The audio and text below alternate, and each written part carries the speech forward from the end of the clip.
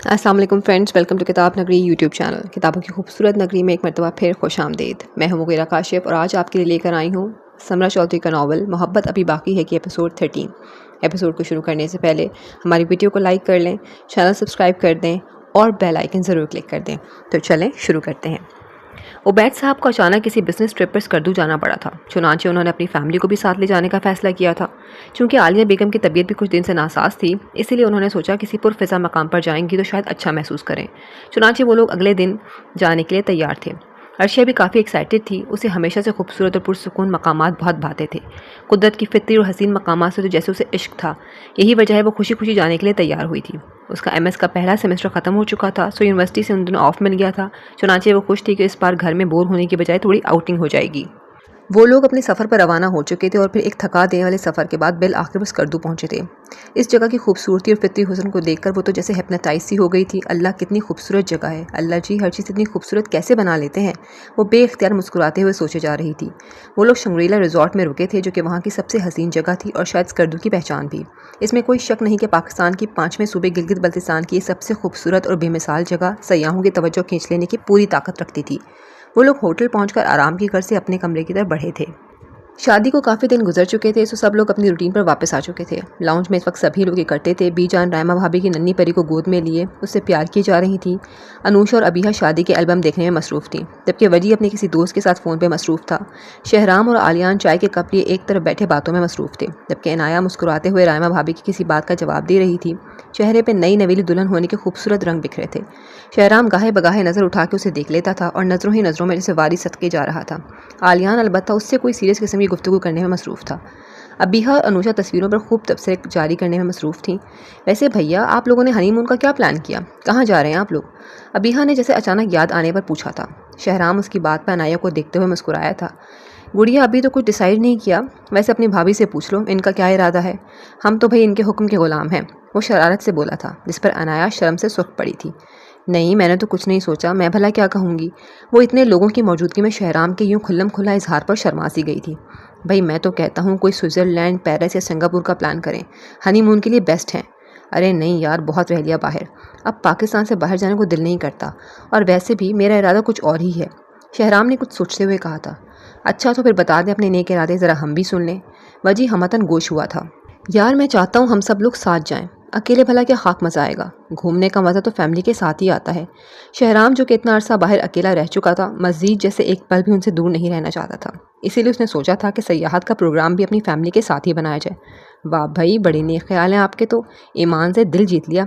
वाह वाह, वजी उसे भरपूर सराहते हुए बोला था। अरे बेटा, तुम दोनों की नई नई शादी हुई है, घर वालों के साथ आउटिंग तो होती रहेगी। फ़िलहाल तुम दोनों को अकेले जाना चाहिए, बीजान उसे समझाते हुए बोली थी। बीजान, अकेले भी चले जाएंगे ना? जब से मैं आया हूँ हम लोग इकट्ठे कहीं भी किसी तफरीह के लिए नहीं गए। प्लीज़ इस बार सब साथ चलते हैं ना? वो जैसे बच्चों की तरह इल्तिजा करते हुए बोला। अनाया को बेख्तियार इस वक्त अपने शौहर पर प्यार आया था। वो खुद भी ऐसी ही थी, रिश्तों से जुड़ी रहने वाली और प्यार करने वाली। वो भी इस फैसले से खुश हुई थी। शहराम की ज़िद के आगे सबको मानते ही बनी थी। अच्छा, लेकिन जाना कहाँ है ये भी सोचें। अनुषा ने अपनी परेशानी का इजहार किया था। भाई जहाँ तुम लोग कहोगे वहीं चले जाते हैं, शहराम उसे प्यार से देखते हुए बोला था। बीजान, क्यों ना स्कर्दू जाएं? पता है अर्शिया लोग भी स्कर्दू गए हैं और वो बता रही थी कि बहुत ही खूबसूरत जगह है। उसने पिक्स भी शेयर की थी व्हाट्सएप पे। उफ़ क्या बताऊँ, इतनी कोई प्यारी जगह है, वहीं चलते हैं ना प्लीज़, अबीहा ने इल्तिजाई अंदाज में कहा था। दूसरी जानिब अर्शिया के नाम पर आलियान का दिल अजीब तौर पर बीट मिस करने लगा था। चेहरे पर उसे अनजान जिस्मों के अया होने का गुमान हुआ था। वो बेख्तियार अपना ध्यान इधर उधर करने की कोशिश करने लगा था। या खुदा को इसके चेहरे के तासुरात न पड़ ले, ये भी इसके दिल का ही चोर था, वरना वहाँ सभी लोग उसके जज्बों से यकसर नावाकिफ़ थे। चलो जी, ये भी डन हुआ, फिर हम सब कल स्कर्दू जा रहे हैं, तैयारियां शुरू करो। याहू, यंग पार्टी ने उसके साथ एक नारा लगाया था। अगले दिन वो सब भी स्कर्दू जाने के लिए तैयार थे। अबीहा और अनुषा ने अर्शिया को भी इन्फॉर्म कर दिया था कि हम लोग भी स्कर्दू पहुंचने वाले हैं। चुनांचे वो भी काफ़ी खुश हुई थी कि चलो उन सबके साथ मिलकर एंजॉय करेगी। एक दिन और एक रात के सफ़र के बाद वो लोग भी इस हसीन वादी में पहुंच चुके थे। बीजान और घर की बाकी बड़ी औरतें तो काफ़ी थक चुकी थीं, सो आराम करने लगी थीं। अलबत्ता अनुषा, अबीहा और वजी का फ़िलहाल आराम का कोई मूड नहीं था, सो वो लोग इस खूबसूरत रिजॉर्ट का जायज़ा लेने में मसरूफ़ हो गए थे। शहराम और अनाया कुछ देर आराम के बाद बाहर घूमने निकले थे। दूसरी तरफ जवार भैया और रायमा भाभी भी अपने दोनों बच्चों समेत सैर व तफरीह के लिए निकल चुके थे, जबकि बीजान, सालिहा बेगम और नफीसा बेगम अर्शिया की मामा से मिलने चली गई थीं कि इस बहाने उनकी तबीयत भी पूछ लेंगी। अर्शिया उन्हें देखकर बहुत खुश हुई थी और वो लोग भी बेहद प्यार से मिले थे उन्हें। वो लोग बातों में मसरूफ़ हो चुके थे जबकि अनूशा और अबिहा अर्शिया को लेने पहुंच चुकी थी।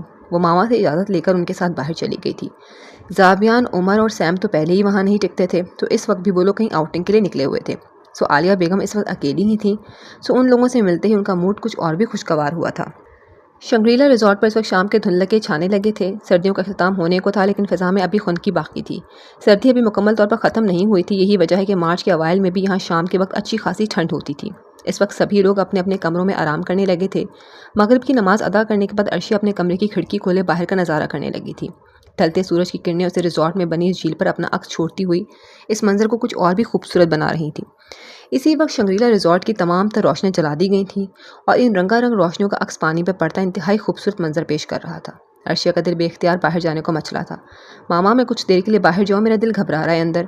आलिया बेगम, जो कि इस वक्त आराम की नीयत से लेटी थी, उसकी बात पर ज़रा सी आंखें खोली थी। बेटा, कितनी सर्दी हो रही है बाहर, बीमार पड़ जाओगी।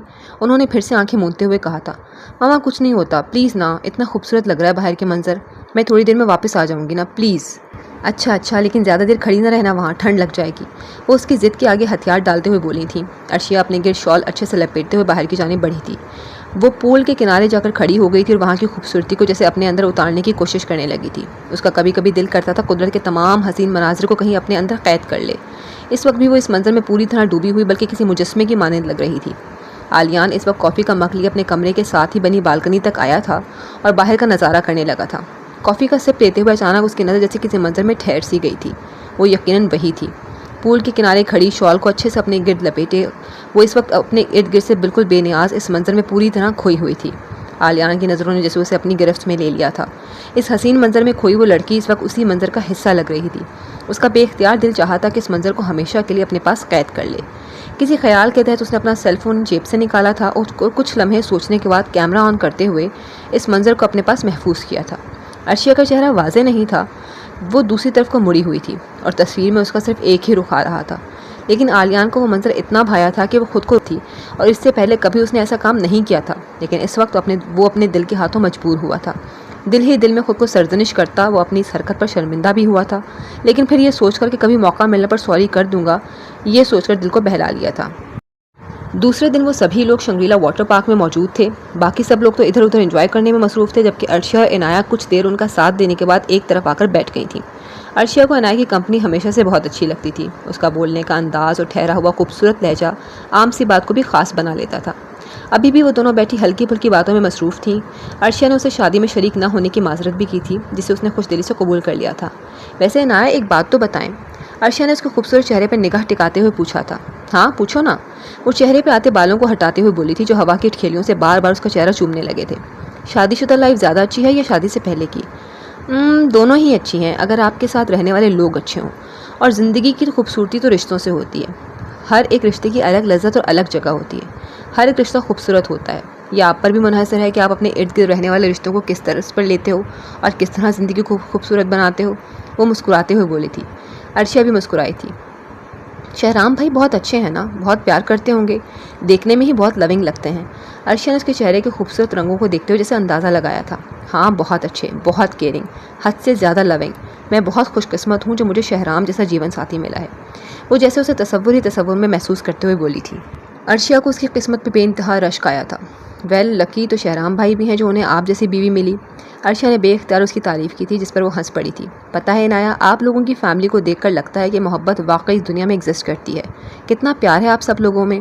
ऐसा लगता है जैसे आप लोगों को किसी आम मिट्टी से नहीं बल्कि खालिस मोहब्बत के जज्बे से गुंधी मिट्टी से बनाया गया हो। अर्शिया खोए खोए लहजे में बोली थी। इनाया चौंक कर उसे देखने लगी थी। उसने अर्शिया के लहजे में कहीं बहुत टूटापन सा महसूस किया था। क्यों अर्शिया, क्या तुम्हें मोहब्बत की दुनिया में एग्जिस्ट करने में कोई शक था क्या? इनाया ने उसके चेहरे को बगौर देखते हुए जैसे कुछ जानने की कोशिश की थी। हाँ, नहीं, बस मुझे इस जज्बे की सच्चाई पर शक ज़रूर था, लेकिन इसकी एग्जिस्टेंस से मैं इनकार नहीं कर सकती। वो रूखा सा मुस्कुराई थी। अर्शिया, इस जज्बे की सच्चाई पर तो कहीं कोई शक की गुंजाइश ही नहीं है। हाँ, अलबत्ता ये इंसान पर मुनहसर है कि वो इस खूबसूरत जज्बे को किस तरह प्रेजेंट करता है। हर बंदे का अलग मयार और अलग सोच है। मेरे नज़दीक तो मोहब्बत बस मोहब्बत है, जिसमें कहीं किसी झूठ, फरेब या शक शुबहात की कोई गुंजाइश ही नहीं। तुमने कभी इस लफ्ज़ पर गौर किया है? कितना मुकम्मल और बामायनी लफ्ज़ है ये मोहब्बत। عرشیہ اس کی باتوں کو بغور سن رہی تھی. کتنے خوبصورت انداز میں وہ ہر چیز کو ڈیفائن کرتی تھی. وہ دل ہی دل میں اس کی معترف ہوئی تھی. عنایہ کی بات ابھی جاری تھی. تم جانتی ہو محبت کیا ہے؟ عنایہ نے رکتے ہوئے اس سے سوال کیا تھا. اس نے نفی میں سر ہلایا تھا. عرشیہ، محبت صرف کسی لڑکا لڑکی کے درمیان ایک کمٹمنٹ کا نام نہیں ہوتا. لوگوں نے محبت کے نام کو بس ایک فارمیلٹی بنایا ہوا ہے. کسی سے اٹیچمنٹ ہو جائے تو محبت ہے، کوئی دل کو ذرا سا بھاگ گیا تو محبت ہے، کوئی فلرٹ کر رہا ہے تو وہ بھی محبت ہے، وغیرہ وغیرہ. لیکن میرے نزدیک محبت کچھ اور ہے، بالکل کچھ اور، ایک الگ اور انوکھا جذبہ. محبت کا میم ہے مقدس، یعنی یہ جذبہ انتہائی مقدس اور پاک ہوتا ہے. محبت کا ہے حرمت، اس جذبے کی دوسری سیڑھی رشتوں کی حرمت، ان کی پہچان، ان کی حفاظت. محبت کا بے ہے بے ریا، یعنی ہر طرح کی ریاکاری سے پاک خالص جذبہ. اور پھر محبت کا تے، تکریم، یعنی عزت، جو کہ اس جذبے کی انتہائی اہم کڑی ہے. عزت کے بغیر محبت ادھوری اور بے معنی ہوتی ہے. یہ سب الفاظ مل کر محبت جیسا خوبصورت رشتہ بناتے ہیں. وہ ٹھہرے ہوئے پر اثر انداز میں بولے جا رہی تھی اور عرشیہ جیسے اس کی باتوں میں کھو سی گئی تھی. واؤ، آپ محبت کو کتنا پرفیکٹلی ڈیفائن کرتی ہو. بالکل یہی چیزیں تو اہم ہوتی ہیں خوبصورت رشتہ بنانے کے لیے. وہ اس کی بات سے مکمل طور پر اکتفا کرتے ہوئے بولی تھی، جس پر عنایہ نے خوبصورت مسکراہٹ اس کی طرف اچھالی تھی. مائی ڈیئرسٹ کیوٹ گرل، میں صرف تمہیں یہ بتا رہی تھی کہ محبت کے جذبے پہ کبھی شک مت کرنا. اگر کوئی واقعی محبت کرے نا تو وہ اس ڈیفینیشن کو مد نظر رکھے گا. عرشیہ نے سمجھتے ہوئے سر ہلایا تھا. جی سمجھ گئی. دونوں مسکرائی تھیں.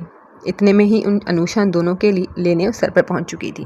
ایک ہفتے بعد ان لوگوں نے واپسی کی راہ لی تھی. البتہ عرشیہ کی فیملی ابھی مزید 2 دن وہیں تھی. واپسی پر جہاں سب اداس ہو رہے تھے، وہیں اس خوبصورت ٹرپ پر بے پناہ خوشی محسوس کر رہے تھے کہ اس جگہ سے وہ لوگ کافی خوبصورت یادیں ساتھ لے کر جا رہے تھے. ایک دوسرے کے ساتھ بتائے گئے ڈھیر سارے خوبصورت لمحات جو ان کے لیے کسی قیمتی متاع کی حیثیت رکھتے تھے. واپسی پر اس لمبے سفر کے دوران سبھی وقت کاٹنے کے لیے اس جگہ کے متعلق اپنی اپنی رائے اور اپنے محسوسات کا اظہار کر رہے تھے. کتنا انجوائے کیا، کیا محسوس کیا، کیا کیا لیا، وغیرہ وغیرہ. البتہ آلیان کی کنڈیشن سب سے مختلف تھی. وہ خود کو کسی انجان جذبے کے زیر اثر محسوس کر رہا تھا. ایسا لگ رہا تھا جیسے کوئی قیمتی چیز وہیں چھوڑ آیا ہو. عجیب سی کیفیت طاری تھی. جہاں ایک طرف دل میں اس جذبے کے حوالے سے کوئی خوشی سی محسوس ہو رہی تھی، وہیں ڈھیر سارے خدشات بھی دل میں جنم لینے لگے تھے. اور جب محبت دل میں جنم لینے لگے تو خدشات اور توہمات تو خود بخود ہی ڈیرے ڈالنے لگتے ہیں. اس نے جیب سے اپنا سیل فون نکالا تھا اور پکچر گیلری اوپن کرتے ہوئے اس تصویر پر جا ٹکا تھا جو اس دن دل کے ہاتھوں مجبور ہو کر کھینچی تھی. وہ کھویا کھویا سا اس تصویر کو دیکھے جا رہا تھا جیسے ابھی بھی وہیں کہیں کھڑا ہو اور اس کے سامنے یوں ہی کسی مجسمے کی مانند اپنے ارد گرد سے بے نیاز کھڑی ہو. تو کیا مجھے سچ میں محبت ہو رہی ہے؟ اس نے اپنی کیفیت سے پریشان ہوتے ہوئے سوچا تھا. اگر اسے ہی محبت کہتے ہیں تو ہاں، محبت ہی تو ہو رہی تھی. ہاں، شاید مجھے اس لڑکی سے محبت ہو گئی ہے. اس نے تھک کر سیٹ کی پشت سے سر ٹکاتے ہوئے آنکھیں موندی تھیں. تو کیا میں آلیان علی شاہ یہ اعتراف کر رہا ہوں کہ مجھے عرشیہ عبید سے محبت ہو گئی ہے؟ اس کے چہرے پہ دلکش مسکراہٹ رقص کرنے لگی تھی. خود سے مخاطب وہ اس وقت اپنے ارد گرد سے یکسر بیگانہ ہو چکا تھا. کون کیا کہہ رہا تھا، کیا کر رہا تھا، اسے کوئی خبر نہیں تھی. آنکھوں کے سامنے بس ایک ہی چہرہ بار بار رقص کرتا نظر آ رہا تھا. وہی معصومیت بھرا انداز، خوبصورت بڑی بڑی آنکھیں جو بالکل کسی ہرنی کی مانند لگتی تھیں. اس لڑکی کو پہلی بار دیکھنے اور تب سے لے کر آج تک کے تمام مناظر اس کی آنکھوں کے سامنے گھومنے لگے. اپنی سوچوں میں گم اسے معلوم بھی نہیں ہوا تھا کہ ساتھ بیٹھے شہرام نے کب اس کے چہرے کی خوبصورت مسکراہٹ اور پھر اس کی وجہ جاننے کے لیے اس کے ہاتھ میں پکڑا سیل فون آہستگی سے اس کے ہاتھ سے لے لیا تھا. اوہ، تو جناب آج کل ان چکروں میں مصروف عمل ہے، یعنی میرا شک صحیح ثابت ہوا. آلیان نے ایک جھٹکے سے آنکھیں کھولی تھیں. اپنا سیل فون اس کے ہاتھ میں دے کر اسے اپنی بے خبری پہ جیب بھر کے غصہ آیا تھا. واہ میرے شہزادے، یہ چھپی لکی کا کھیل ہمارے ساتھ بھی شروع کر دیا، یعنی اب ہم سے بھی پردہ. شہرام جیسے گہرے صدمے سے بولا تھا. کیا یار، میں نے کیا چھپایا؟ اور یہ کیا حرکت ہے؟ کسی کا سیل فون بغیر اجازت کے لینا کوئی اچھی بات ہے تو نہیں ہے. آلیان اپنی شرمندگی مٹانے کو الٹا اسے لتاڑنے لگا تھا. یہ مینرز تو مجھے بعد میں سکھانا، پہلے یہ بتا یہ حرکتیں تو کب سے کرنے لگا؟ یہ موصوفہ کون ہے؟ چہرہ تو نظر نہیں آ رہا لیکن کچھ جانی پہچانی سی ہستی معلوم ہو رہی ہیں. شہرام جیسے تصویر پر غور کرتے ہوئے بولا تھا. آلیان نے یکدم اپنا سیل فون اس کے ہاتھ سے چھینا تھا. کوئی نہیں ہے، بس ویسے ہی. اس جگہ کا کلک کیا تھا تو اس لڑکی کی تصویر بھی آ گئی ساتھ میں. وہ صاف مکر گیا تھا جس پر شہرام نے تیور دکھائے تھے. دیکھ بھائی، تو لوگوں کو بیوقوف بنا سکتا ہے لیکن مجھے نہیں. اب سیدھے سیدھے بتا چکر کیا ہے، ورنہ میں بات عالمی برادری تک بھی لے کے جا سکتا ہوں. سمجھ تو گئے ہوں گے؟ وہ اسے دھمکاتا ہوا بولا تھا. یار پیچھے ہی پڑ گئے ہو، اب بڑوں تک پہنچانا لازمی ہے کیا؟ ہاں تو پھر سیدھی طرح پھوٹ دینا. کب سے چل رہا ہے یہ سب اور کیا ارادے ہیں جناب کے؟ آلیان نے ادھر ادھر دیکھا تھا. سبھی لوگ اپنی باتوں میں مگن تھے، ان کی طرف کسی کا دھیان نہیں تھا. اس نے گہرا سانس لیا تھا اور اسے سب بتانے لگا تھا. تو یعنی سیدھا سیدھا عشق کا معاملہ ہے. شہرام نے ساری بات سننے کے بعد بڑی خوبصورت مسکراہٹ اچھالتے ہوئے اس کی طرف دیکھا تھا. آلیان نے کندھے اچکے تھے جیسے اس کی بات سے سہمت ہو. ویسے یار تجھ جیسے روکھے سے بندے سے یہ عشق و عاشقی کی توقع ہرگز نہیں کی جا سکتی تھی، لیکن وہ کیا ہے، یہ چیز ہی بڑی ظالم ہے، کیا کہہ سکتے ہیں۔ شہرام شرارت سے بولا تھا، جس پر عالیان نے خفا خوا سی نگاہ ڈالی تھی۔ یار مجھے خود کچھ سمجھ نہیں آ رہا، میرے ساتھ یہ سب کب؟ میں خود کو بے بس سا محسوس کر رہا ہوں۔ عالیان نے اپنی پریشانی کا اظہار کیا تھا۔ ارے میرے بھائی پریشان کیوں ہو رہا ہے؟ پیار ہی ہوا ہے، کوئی خدا نخواستہ گناہ نہیں ہوا جو اتنا پریشان ہو رہا ہے۔ کچھ سوچتے ہیں تیرے کیس پر۔ اس کے کندھے پہ ہاتھ مارتا ہوا وہ اپنے ازلی وکیلانہ انداز میں بولا تھا۔ عالیان مسکرا کے رہ گیا تھا۔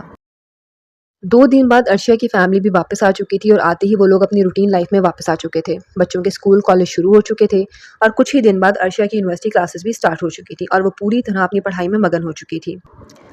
3 ماہ اسی مصروفیت کی نظر ہو گئے تھے۔ اس دوران ان کا شاہ ولا کے لوگوں سے کوئی خاص رابطہ نہ ہوا تھا۔ کبھی کبھار ابیحہ کا یا انوشا کا کوئی میسج آ جاتا تھا، لیکن مکمل طور پہ کوئی بات نہ ہوتی تھی۔ پھر ایک دن اسے انوشا کے ذریعے یہ اطلاع ملی تھی کہ بی جان کی طبیعت سخت خراب ہے اور وہ ہاسپٹل میں ایڈمٹ ہیں۔ وہ یہ سن کر کافی پریشان ہوئی تھی اور فوراً ماما کو انفارم کیا تھا۔ یہ تو کافی پریشانی کی بات ہے، ہمیں جانا چاہیے انہیں دیکھنے، عالیہ بیگم پریشانی سے بولی تھی۔ عرشیہ نے بھی اس بات میں سر ہلایا تھا۔ اگلے دن چونکہ اتوار تھا تو ان لوگوں نے ہاسپٹل جانے کا ارادہ کیا تھا۔ وہ لوگ جب ہاسپٹل پہنچے تو عالیان سامنے ہی ریسیپشن پہ کھڑا نظر آیا تھا۔ ان لوگوں کو دیکھتے مسکراتے ان کی جانب بڑھا تھا۔ عالیان بیٹا کیسی طبیعت ہے بی جان کی؟ اور کیا کہا ڈاکٹرز نے؟ مجھے تو سنتے ہی پریشانی نے آن گھیرا۔ عالیہ بیگم نے سوال پہ سوال کیے تھے۔ عالیان ان کے اس قدر پریشان ہونے پر ہلکا سا مسکرایا تھا۔ آنٹی اللہ کا شکر ہے آپ ٹھیک ہیں، اور بس شوگر لیول تھوڑا زیادہ ہو گیا تھا، ڈاکٹرز کہہ رہے ہیں گھبرانے کی کوئی بات نہیں۔ وہ انہیں تسلی دیتے ہوئے بولا تھا اور ایک چور نظر اس دشمن جاں پر ڈالی تھی جو کتنے ہی عرصے سے اس کا چین سکھ اڑائے بیٹھی تھی۔ عرشیہ البتہ اس کے جذبوں سے بے خبر خاموشی سے ان لوگوں کی باتیں سن رہی تھی۔ چلو شکر ہے اللہ کا، میں تو بہت ڈر گئی تھی، اللہ بی جان کو لمبی عمر دے، ان کا سایہ تعدیر سب کے سروں پر قائم رکھے۔ کہاں ہیں وہ؟ ہمیں لے چلو نا۔ وہ بی جان کو ڈھیروں دعائیں دیتے ہوئے بولی تھی۔ جی ضرور، آئیں میرے ساتھ۔ وہ انہیں لیتا ہوا بی جان کے کمرے کی طرف بڑھا تھا۔ وہ لوگ جس وقت کمرے میں داخل ہوئے تھے اس وقت تقریباً گھر کے سبھی لوگ بی جان کے ارد گرد بیٹھے ہوئے تھے۔ صالحہ بیگم انہیں دوا کھلا رہی تھیں، جبکہ وجی ان کے سرہانے بیٹھا ہمیشہ کی طرح اپنی پر مذاق باتوں سے ان کا دل بہلا رہا تھا۔ بی جان کی طبیعت کو سنتے ہی سعدیہ اور حسن سے بھی رہا نہ گیا تھا اور فوراً سے پیشتر وہاں پہنچے تھے۔ اس وقت وہ لوگ بھی وہاں موجود تھے۔ عرشیہ اور عالیہ بیگم کے لیے البتہ وہ لوگ انجان تھے۔ ان لوگوں کو دیکھتے ہی سب نے بھرپور مسکراہٹ سے ان کا استقبال کیا تھا۔ عالیہ بیگم تو سب سے ملتے ہی معمول کے مطابق رسمی باتوں میں مصروف ہو گئی تھیں، جبکہ عرشیہ بی جان کو ملنے کے بعد عنایہ کے ساتھ بیٹھ گئی تھی۔ صالحہ بیگم نے سعدیہ اور حسن سے ان کا تعارف کروایا تھا اور وہ لوگ بھی بڑی خوش دلی سے ان لوگوں کو ملے تھے۔ چلو بھائی، اس بہانے تمہاری شکل تو نظر آئی، ورنہ ہم تو سمجھے تھے عرشیہ بھول ہی بیٹھی، عنایہ نے شرارت سے کہا تھا۔ عرشیہ اس کی بات پر کھل کر مسکرائی تھی۔ ارے نہیں آپی، بس اسٹڈیز میں اتنا بزی تھی کہ ہوش ہی نہیں رہا کسی بات کا۔ وہ شرمندہ سی بولی تھی۔ ارے کوئی بات نہیں، میں تو مذاق کر رہی تھی۔ عنایہ خوش دلی سے مسکرائی تھی۔ بی جان کو کیا ہو گیا؟ مجھے تو بہت پریشانی ہوئی جب سنا، عرشیہ اپنے ازلی معصومانہ انداز میں بولی تھی۔ یار بس ان کا شوگر لیول بہت بڑھ گیا تھا، حالت بہت خراب ہو گئی تھی، ہم لوگ تو بہت ڈر گئے تھے۔ یقین مانو اتنی پریشانی گزری، بی جان کے بغیر تو ہمارا خاندان ہی ادھورا ہے، ہمارے گھر کی رونق ہی جیسے مان پڑ گئی، عنایہ دکھ سے بولی تھی۔ پتہ نہیں کس کی نظر لگی آپ کی فیملی کو، اتنے خوش تھے نا سب شادی پر، عرشیہ اداسی سے بولی تھی۔ ہاں، جیسے ہر خوشی کے بعد غم اور ہر غم کے بعد خوشی ہوتی ہے، بس یہی قدرت کا اصول ہے، انسان کچھ نہیں کر سکتا سوائے دعا اور صبر کے۔ عنایہ روکھی سے مسکراہٹ سے بولی تھی۔ اللہ انہیں صحت دے، آپ لوگ پریشان نہ ہوں، بی جان انشاءاللہ جلدی ٹھیک ہو کے گھر جائیں گی، عرشیہ بھرپور تسلی آمیز انداز میں بولی تھی۔ ہاں انشاءاللہ، عنایہ مسکرائی تھی۔ یار بی جان آپ نا ایسے بالکل بھی اچھی نہیں لگتی، جلدی سے ٹھیک ہو جائیں اور گھر جائیں، بس پورا گھر سنسان پڑا ہے، وجی منہ بناتے ہوئے بولا تھا۔ وہ لوگ بھی اس جانب متوجہ ہوئی تھیں۔ بی جان ہلکا سا مسکرائی تھی۔ ارے میرا بچہ، میں بالکل ٹھیک ہوں، اب میں تو روز ہی کہتی ہوں گھر لے جاؤ، ان منحوس ہسپتالوں سے میری جان جاتی ہے، مگر یہ منہ ڈاکٹر مانے تو تب نہ، وہ خوب ناراضگی سے بولی تھی۔ ارے مائی ڈیئر بی جان، بس کچھ ہی دنوں کی بات ہے، پھر ہم نے لے جانا ہے آپ کو، ابھی تو بڑے کام پڑے ہیں آپ کے، اپنے پڑ پوتوں کو گود میں کھلانا ہے، ایسے تھوڑی نہ چھوڑ دیں گے آپ کو، وجی ان کا ہاتھ اپنے ہاتھ میں لیے شرارت سے بولا تھا۔ ارے بیٹا، پتہ نہیں کتنی عمر بچی ہے اب، میری بوڑھی ہڈیوں میں کہاں سکت ہے اب، بس اللہ سے یہی دعا ہے میرے سب بچوں کو ان کی خوشیاں نصیب کر دے، وہ اس کا ہاتھ چومتے ہوئے بولی تھی۔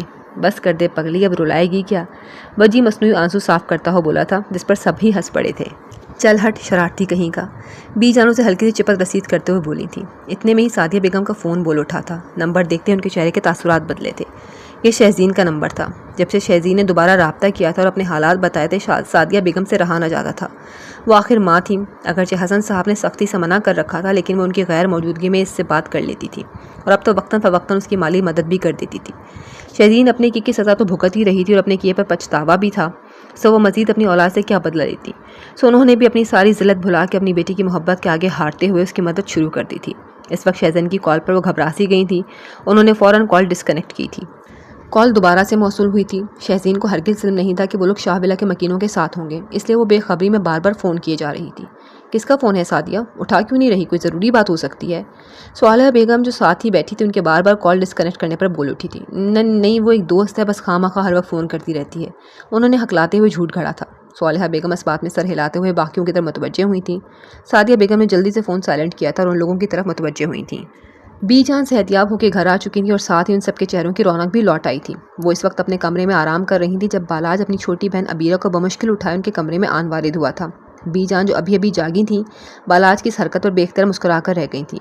بالاج اس ننھی پری کے لیے کچھ زیادہ ہی کیئرنگ ثابت ہوا تھا۔ اس کا بس نہیں چلتا تھا کہ ہر وقت اس گڑیا کو اٹھائی پھرتا، اگرچہ وہ بھی خود بھی اتنا بڑا نہیں تھا کہ اس کا خیال رکھ پاتا یا اسے گود میں لے سکتا، لیکن باوجود اس کے وہ اپنی طرف سے پوری کوشش کرتا تھا کہ عبیرہ کو ہر طرح سے خوش رکھے۔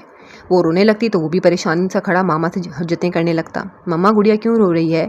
مما گڑیا ایسے کیوں کر رہی ہے؟ گڑیا ویسے کیوں کر رہی ہے؟ مما گڑیا کب بڑی ہوگی؟ مجھے اس کے ساتھ کھیلنا ہے، اور اس جیسے بہت سے سوال جن سے وہ دن بھر اپنی ماما کا دماغ خراب کیے رکھتا تھا۔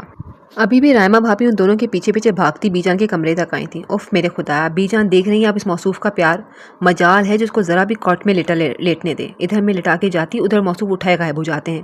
وہ سر پہ ہاتھ رکھ کے ہنستے ہوئے بی جان کو بتائے جا رہی تھی۔ ارے کرنے دو بھائی ہے، اچھی بات ہے، بہن سے اتنا پیار کرتا ہے نا۔ میرے دونوں بچوں کو اللہ بہت لمبی اور خوشیوں بھری عمر دے۔ وہ پیار سے بالاج اور عبیرہ کے سر پر ہاتھ پھیرتے ہوئے دعا دے رہی تھیں۔ اتنے میں نفیسہ بیگم بھی بی جان کا ناشتہ لیے کمرے میں آئی تھیں۔ گھر کے تمام مرد بی جان سے ملنے کے بعد آفس جا چکے تھے اور انوشا اور ابیہا بھی کالج چلی گئی تھیں، جبکہ عنایت کی طبیعت ان دنوں خراب تھی، سو وہ ناشتہ کرنے کے بعد اپنے کمرے میں آرام کر رہی تھی۔ اس وقت گھر میں صرف بڑی خواتین ہی موجود تھیں۔ بی جان کو ناشتہ کرانے کے بعد نفیسہ بیگم وہیں ان کے پاس کچھ دیر بیٹھ کر ان سے ادھر ادھر کی باتیں کرنے لگی تھیں۔ رائمہ بھابھی بچوں کو لے کر باہر گئی تھیں کہ وہ بی جان کو ٹھیک سے ناشتہ نہیں کرنے دیتے تھے۔ اسی وقت صالحہ بیگم بھی کمرے میں آئی تھیں اور بی جان کی طبیعت پوچھنے کے بعد ہلکی پھلکی باتوں میں مصروف ہو چکی تھیں۔ اچھا ہوا تم دونوں یہی ہو، میں سوچ رہی تھی کہ تم لوگوں سے بات کروں۔ جی بی جان بولے نا، خیریت ہے؟ ہاں ہے تو خیریت ہی، بس اپنے آلیان اور وہاج کے بارے میں سوچ رہی تھی کہ اب ان کے گھر بھی بسا لیے جائیں۔ میری زندگی کا تو کچھ پتہ نہیں، میں چاہتی ہوں میری نظروں کے سامنے ہی میرے ان دونوں بچوں کو کے گھر بھی بس جائیں تو میرے دل کو اطمینان ہو جائے گا۔ بی جان ہلکی ہلکی آواز میں اپنی خواہش کا اظہار کر رہی تھیں۔ بی جان کہہ تو آپ ٹھیک رہی ہیں، ہم بھی یہی چاہتے ہیں کہ اب ان دونوں کے گھر بھی بس جائیں اور ہماری فکر کم ہو جائے، لیکن آلیان کا تو آپ کو پتہ ہے، جب سے وہ معاملہ ہوا تھا اس کے بعد سے تو اس کے سامنے شادی کا نام لیتے ہوئے بھی ڈر لگتا ہے کہ اس کے تیور ہی بدل جاتے ہیں، سمجھ نہیں آتا کیا کریں۔ صالحہ بیگم پریشانی سے بولی تھی۔ اور جہاں تک وجہ کی بات ہے، اس کے لیے تو ہم نے اپنی ابیہا کا ہی سوچا تھا، لیکن اگر نفیسہ اور جمال کو کوئی اعتراض نہ ہو تو، اور پھر بچوں سے بھی ان کی مرضی پوچھ لیں، آج کل کے بچے ہیں، نہ جانے کب ان کے پسند ناپسند بدل جائے، کچھ پتہ نہیں چلتا۔ صالحہ بیگم کی بات جاری تھی۔ آپا کیسی باتیں کر رہی ہیں؟ ہمیں بھلا کیا اعتراض ہوگا؟ ہمارے گھر کا بچہ ہے، دیکھا بھالا کوئی کمی نہیں ہے، ہمارے لیے بھلا اس سے خوشی کی بات کیا ہوگی؟ نفیسہ بیگم نے ان کی پریشانی دور کرتے ہوئے کہا تھا۔ ہاں لیکن بچوں سے پوچھ لینا اچھا ہے، اور گھر کے مرد پھر جو فیصلہ کریں، ہمیں کوئی اعتراض نہیں ہوگا۔ نفیسہ بیگم نے اپنی بات مکمل کی تھی اور بی جان کے چہرے پہ مسکراہٹ نمایاں ہوئی تھی۔ مجھے تم لوگوں کی سمجھداری پہ کوئی شک نہیں، تم دونوں نے جیسے اس گھر کو سمیٹ کر رکھا ہے، اس کے لیے مجھے تم دونوں پر فخر ہے۔ اور جہاں تک آلیان کا معاملہ ہے تو بہو تم ایک بار اس سے بات کر کے دیکھو، مجھے اپنے بچوں پر پورا بھروسہ ہے، وہ کوئی ایسا کام نہیں کریں گے جس سے ان کے اپنوں کا دل دکھے۔ آلیان سے پوچھو، اگر کوئی لڑکی پسند ہے تو بتائے، ورنہ ہم خود کوئی فیصلہ کریں، اسے یقیناً کوئی اعتراض نہیں ہوگا۔ اور رہی بات وجہ کی، تو مجھے لگتا ہے اسے اس رشتے سے کوئی اعتراض نہیں ہوگا۔ یہ تو سب کو ہی پتہ ہوئے بول رہی تھیں۔ جی بی جان، میں پھر آلیان سے بات کرتی ہوں آج، اللہ کرے سب اچھا ہو۔ صالحہ بیگم دعائیہ انداز میں بولی تھیں اور نفیسہ بیگم بھی ان کی بات سنتے ہوئے اطمینان سے مسکرائی تھیں۔ جی فرینڈس، یہاں پر اختتام پذیر ہوتی ہے یہ ایپیسوڈ۔ آپ کو کیسی لگی ہمیں کمنٹس میں ضرور بتائیے گا۔ اگلی ایپیسوڈ تک کے لیے اپنا خیال رکھیے گا۔ اللہ حافظ۔